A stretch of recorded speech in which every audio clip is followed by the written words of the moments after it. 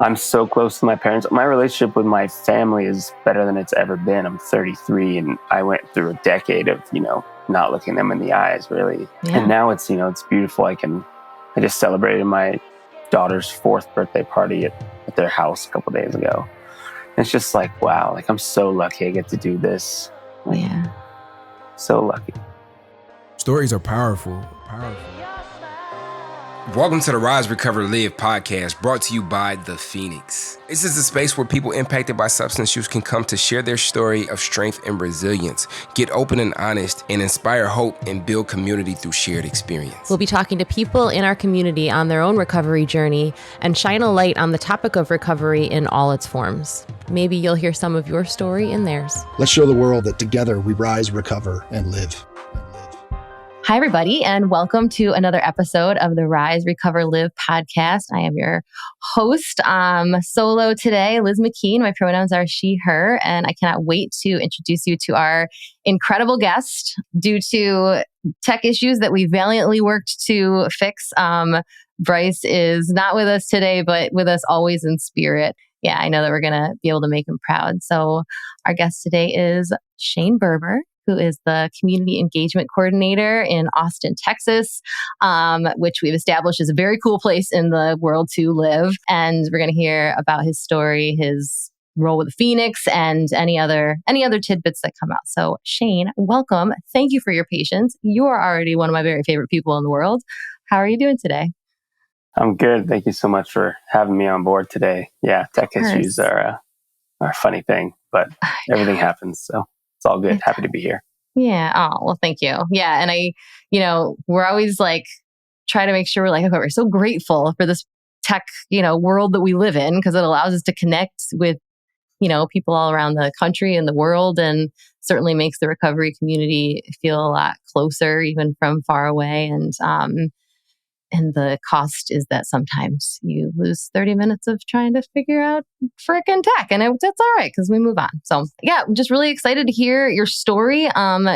Just go into any conversation and see where it leads us. So I know you've told your story probably 100 times. That's typically how it is when you work for an organization like the Phoenix and you're part of the recovery community. So feel free to branch out from what you usually talk about. But I'd love to just hear what recovery means to you and what it looks like for you, if you are up for sharing that. Recovery is essentially my professional life. It's my personal life.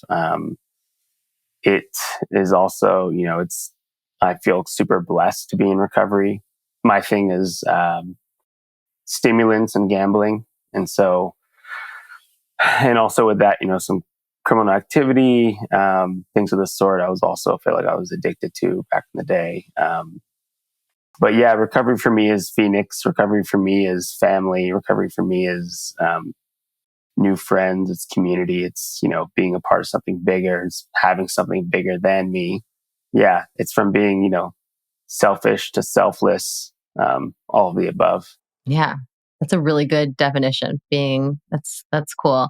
I don't think we've actually had anybody on here before that's talked about gambling addiction. So I'm really excited to kind of hear about that. I'm sure there's folks who that's part of their story too, and it just doesn't get quite as much spotlight. So yeah, how does that weave into your story? Like, was it kind of everything all at once, or did one thing start the show? What was that like for you? Yeah, gambling started the show. Yeah. It also finished the show. And it was woven in at any given point, at any given time. I fell in love with gambling, like really. Like, I would go to say that gambling, I have a wife, I have children, but I think gambling was the love of my life, like the first true love of my life. I started gambling when I was a kid, when Poker Online came out. I just was like, wow. This is incredible, playing on this little computer upstairs, it wasn't even for real money. And then it, obviously became for real money. But yeah, it's scary now because, we have casinos in our pockets, our phones, and it's legalized in so many states and all across the world, and the cryptocurrency scene. That's where I fell into a big pit, was day trading crypto and even day trading stocks, bonds, currencies. It's all the same for me. Like, being at a casino and, pulling a lever is the same feeling as going online and going on like Robinhood, like the app that anyone can download and trade a stock. It's the same feeling. Yeah. But yeah, it led me down a scary course. It completely controlled my like neural pathways and my brain. That is wild. Yeah. I mean, we've talked about this before on the podcast about just like that hijacking that happens where it's like looking back, it's just like who was that person? But also you can still tell that that person's like almost in there. It's like just something takes over. And, I feel like when we think about just in general, when it comes to stigma with addiction, we think about, like drugs, addicted, and even with alcohol, it's hard for people to kind of wrap their heads around like, no, this is addictive too. It's like, this is all like the same kind of things are happening. And then with gambling, I mean, that's, I think, an area that does it get talked about a lot? Is that just not like a part of the community that I've been as aware of, or is it harder to find kind of community around that? It's a sneaky community. It's a lot of people don't want to admit to a gambling problem. Interesting.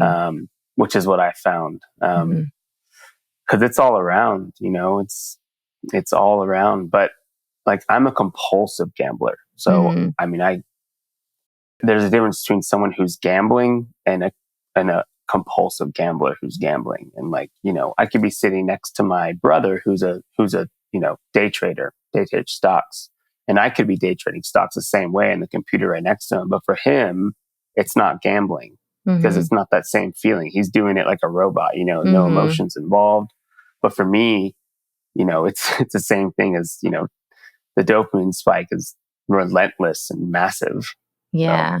Yeah. Like all those different like parts of the brain like light up and everything. Yeah. I mean, I relate with my own addiction. What did recovery look like for that, for just in general, for all of your drug choices? So I went from, owning a business, owning a home to losing it all. Business died, homes had to sell, lost all the money, to gambling. And then I ended up living in my car. I was living in my car, just kind of bouncing around from park to park in my car, gambling what I could on my phone. And my parents, thank God for them, because, they put a tracker on my car. Long story short, the police got involved. There was a long car chase and I was surrounded by police. And because I had stolen so much money from my family and others, and, my dad had the, had the paper trail to prove it. So he gave me the option right then and there when the police were surrounding me after the car chase. He said, "You want to go to prison? You want to go to rehab?" And that's kind of how that was June 10th, 2020. And to have my own dad, say, "You want to go to prison or rehab?" And then saying, here's the proof where I'm not bluffing. That was like, wow. Yeah. I said prison at first.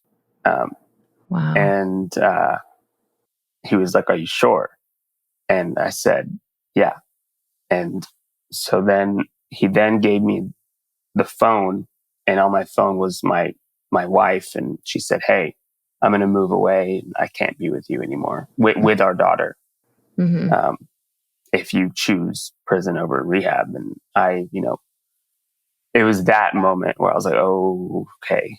Like, this is it for me," and I haven't even mentioned the stimulants. It was, I was taking Adderall mixed with meth, and I was buying all my stuff on the dark web. And that's a whole nother side of this, the drug addiction part. But chose rehab in the end after that conversation with my wife. And I went to one, didn't like it. Obviously, I didn't like the world, didn't like myself.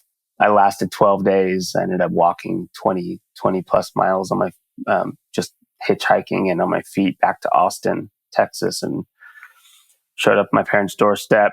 Like, "Hey, didn't work." They're like, "You have to go to rehab again." I'm like, "Okay." So that same night, got sent to a different treatment center in Colorado. Loved it. I fell in love with recovery there. Like, wow. And then they kicked me out. We had different different opinions. I was very opinionated in my early days of recovery. We had different opinions due to some like stuff that doesn't even matter. But they kicked me out, unfortunately. Then I got sent to a gambling specific rehab. And that was like, wow, I loved it as well. And I met other gamblers. And that was like the first time I was like, wow, I can relate to every single one of you people. You know, what a gift. It was such a gift. It was like, I was full of hugs because like hugs and tears. It's like, wow, you're like me. I'm like you. So that's incredible. What was it that you loved? Like when you fell in love with recovery? I feel like I say that and I've heard people say that, but like when I was still drinking, knowing I needed to stop but not wanting to, and somebody told me they fell in love with recovery, I'd be like, screw you. You sure didn't, but it's true. Like, what does that mean? I think I just started loving life again, and then realizing that I didn't have to live, opening a pill bag every morning or opening my phone to gamble every day. I started enjoying things I used to enjoy, like nature and people, myself, Mm-hmm.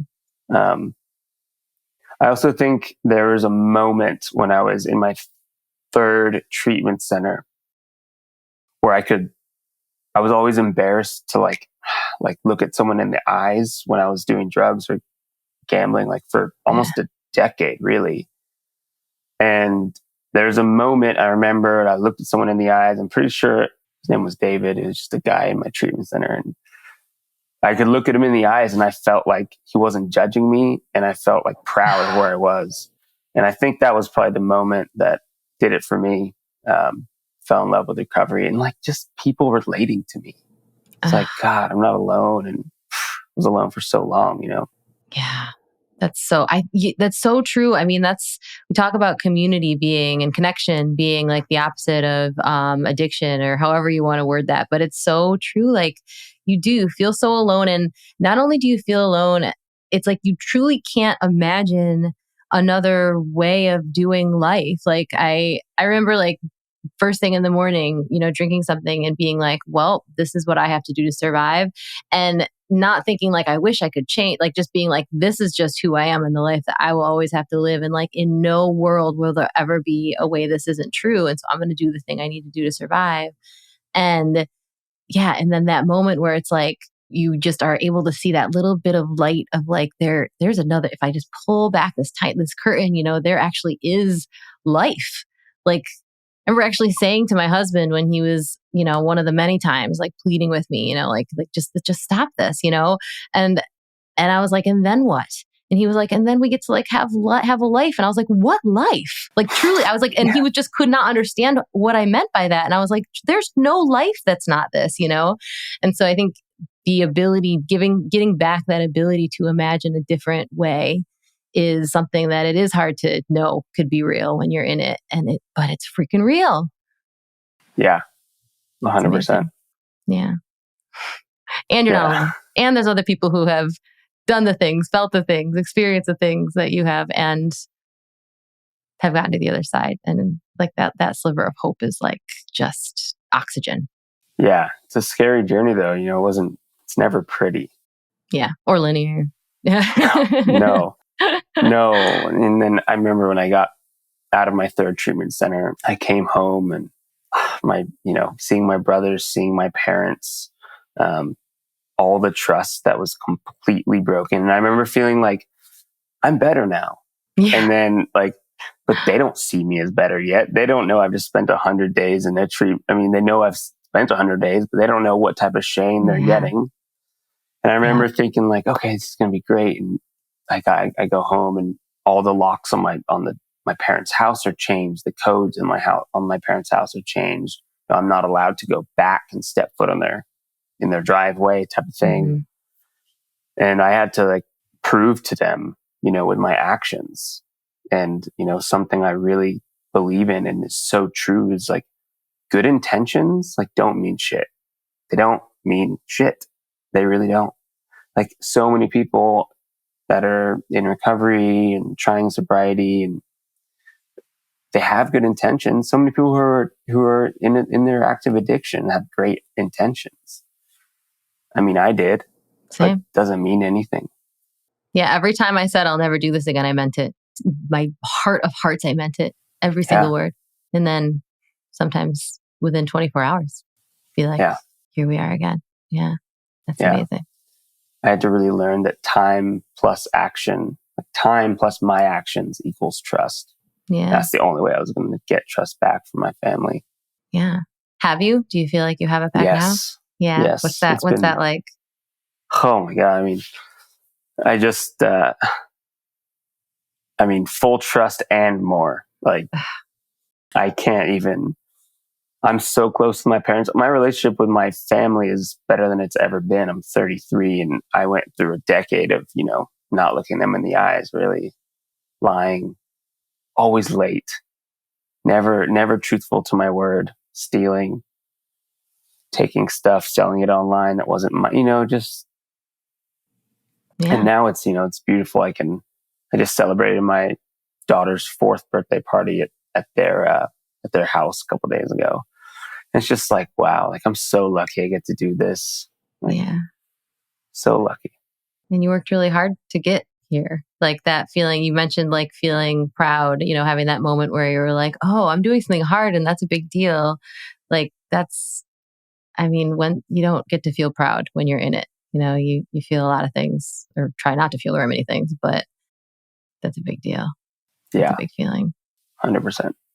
Yeah. Well, I'm sure they're really proud of you. Like that's so cool to be able to have that relationship with them and to continue. And for folks to, to be able to be with you on that journey. Like, like I've mentioned my husband, to have him have known me through it and then to know me now and to see, he'll say every once in a while still, like I'm really proud of you. And that's just like, there's nothing, oh my gosh, there's no compliment. There's no more beautiful words that a person can say to me. Yeah. So thank you for saying that because that resonates a lot with me. For sure. You mentioned that Phoenix is a big part of recovery for you too. And obviously you work for the Phoenix now, but did this community that we're speaking to and everyone who's listening is part of now, did that come early on, midway? Like how did Phoenix come into your ether? So when I got finished with my treatments, I was like, screw the system, I was like, money, so much money involved and health insurance scams. And, I was very opinionated. And my mother, this is probably like a month after I got out of rehab, and she pulled me into the kitchen and she was like, hey, have you heard of the Phoenix? I'm like, no, what's the Phoenix? And then she told me, oh, well, it's this incredible thing. And they're not in Austin yet. And they could be in Austin. I don't know why they're not in Austin yet. Anyways, she was like, they don't accept, there's no money involved. And it's recovery, community, people doing, everything from like workouts to yoga to game nights, all this stuff. I'm like, what? Why? Like team sports? Like, why haven't I heard of this? Like, I know I'm early in recovery. Like, that should be the first thing someone tells me. Right? It's like, there's no money involved. It's free. All you got to do is be sober for 48 hours, check, and go show up and hang out with a bunch of people in recovery. Are you kidding me? So when I heard that, I was, still like, screw the system. So, and I went, I actually used to be on the board for this nonprofit called A Glimmer of Hope. My parents are really involved with it. And they got a meeting with Scott Strode for that organization to eventually donate to have the funds for Phoenix Austin. And so, so about 4 or 5 months later, the Phoenix Austin was created after that all went through. I did not know we were doing an origin story of the Phoenix Austin today. This is incredible. Yay, Mom. So, yay, Mom. Oh my gosh. Tell me more. Yeah. So then they had a meeting with A Glimmer of Hope Foundation, had a meeting with Scott Strode, and, Zach was on there, and I think Gavin was on there, and I was secretly watching from a different room. And it was, so, then it got funded by, was helping funded by Glimmer of Hope organization. And here we are. And then we formed a little team in Austin. I was hired after that, went through that process. And Jessica and Aaron came on board. We all came at the same time. Well, Aaron was in Dallas beforehand, as you know, but long story short, here we are. Now we have 20 something events a week, and mainly run by volunteers. It's a blast. I'm a big team sports guy, so volleyball, even tennis, things like that are where I gravitate to. Softball. So cool. Oh my gosh, I love that. I feel like I want to give some clarity to folks who are listening about like the Phoenix. We talk about the Phoenix a lot, and we link all, the app and the website and everything. So I know folks have the tools to look into what it is, but just to like give some clarity and feel like, please tell me if there's parts that I'm missing. I mean, Phoenix is like anywhere and everywhere, right? So we've got virtual programming, so you can log on to a class like from your phone, from your computer, whatever. And then we have these kind of like program hubs in different parts of the country. I think we're in like, gosh, how many, like 35 states, or there's far more cities than that. I'm just gonna totally upset the whole marketing team because I'm giving all those numbers wrong, but lots of places. And that's where there like happens to be, staff. And that's usually where the schedule is like a little bit more robust for in-person stuff. But, there are people in states or, cities certainly, or communities, cities the wrong word, that, there is not a actual like official funded, group of people working, but there's still volunteers that are creating classes. So like if you're listening to this and you're not sure if, that's the case in your community, you can look, on the app and on the website. There's places to look to see what's happening near you. And even if you don't have that hub, you still, very well might have things going on, and you can start things up where you are, and on whatever scale works for you. So, and like how inspiring to know that, you can use those connections to maybe make it even bigger. And it just gets to look like whatever each individual community kind of needs it to look like, depending on who is there and who is like, what does Scott always say? He's like, who's like planting the Phoenix flag in the space that they're at. So yeah, that's really incredible. And you have an enormous amount of people that come to stuff there, don't you? I feel like I always hear about Texas like just being this thriving community of Phoenix people doing all sorts of fun things all the time. Yeah, we have a really, really good, solid community. My favorite part about it though is like you get a lot of the same people, and you like the friendships and like love is real. Yeah. And I'm pretty sure you can get that in the virtual platform as well if you get the same people showing up. Oh my gosh, yeah. Definitely. So, those Phoenix moments, it's amazing. They can translate. It's amazing to see it happen everywhere. Oh yeah. And it goes beyond Phoenix. It's like Phoenix then leads to life. And then you have, next thing you know, you're supporting, people outside of Phoenix events and treating them as an actual friend. And it's beautiful.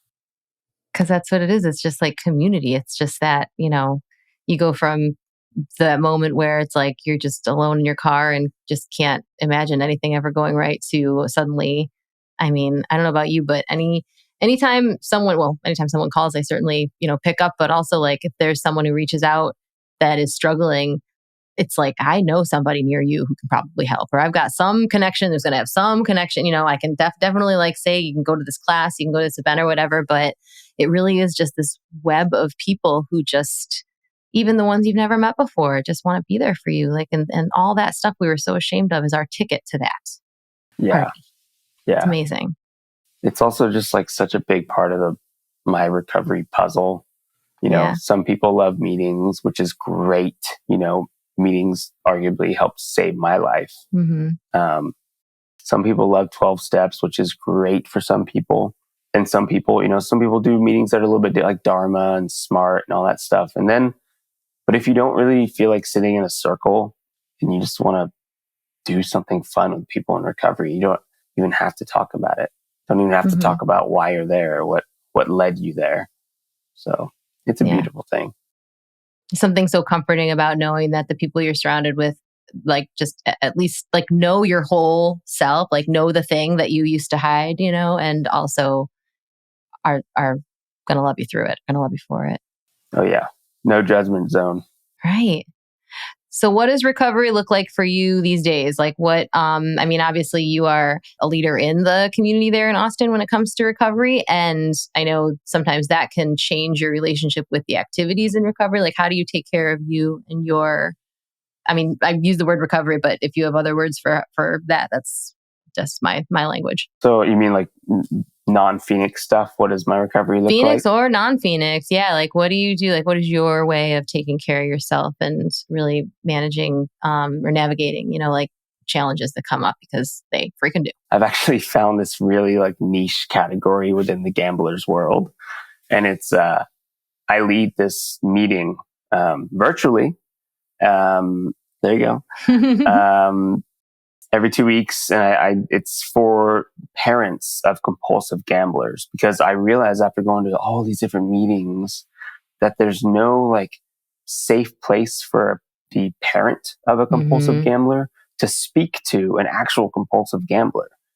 And I found that it's super helpful for them. So me and my mother lead this meeting online.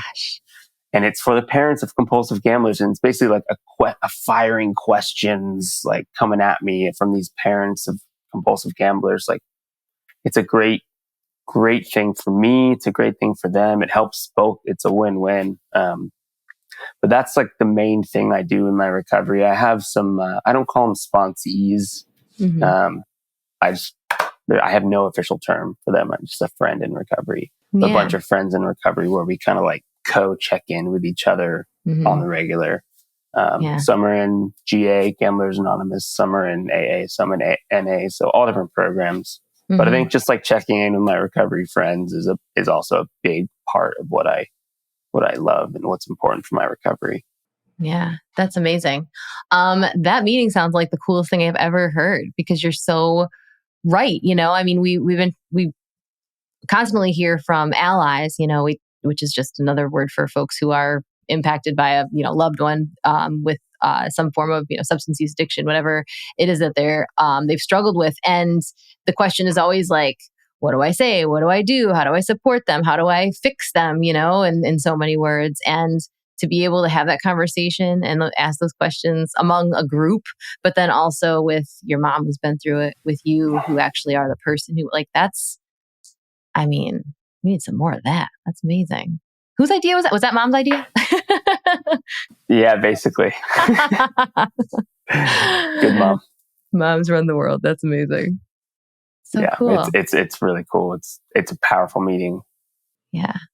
Is there any questions, any like kind of things that come up more than others that you think might be? I'm just thinking of people who are listening now that maybe are just like, well, tell me what to do. Like, is there anything that comes up a lot that you would think would be worth mentioning? Honestly, it's a lot of parents who are pretty hopeless and kind of come in just so raw. And their questions are more like, it's more like, just hear me out. But if you do know a compulsive gambler, just love them as much as you can without enabling them. And enabling them it's tough, because it's the drug is money for a gambler. And so, if they ask for, $5 for this, or even like food, and they're in their active addiction of gambling, you just can't give it to them, because they'll just use the money for gambling. There's no getting around that. Just try to love without enabling them. Yeah. That would be my biggest thing I would say. Yeah. I think that's beautiful. And also just giving yourself the grace to know that you don't have the power to cause somebody to do the things, or, find those coping mechanisms that are eventually cause so much pain. You also don't have the power to make them stop. And the best you can do is just love them and take care of yourself. And it's just hard and it sucks, but there is hope. Here we are. There's hope. Yeah. That is true. Yeah. Well, I'm so glad that you're here, and I'm sure your family is so glad that you're here. And I know you had your beautiful big family leave so that you could record this podcast. So I don't want to take up too much of your time.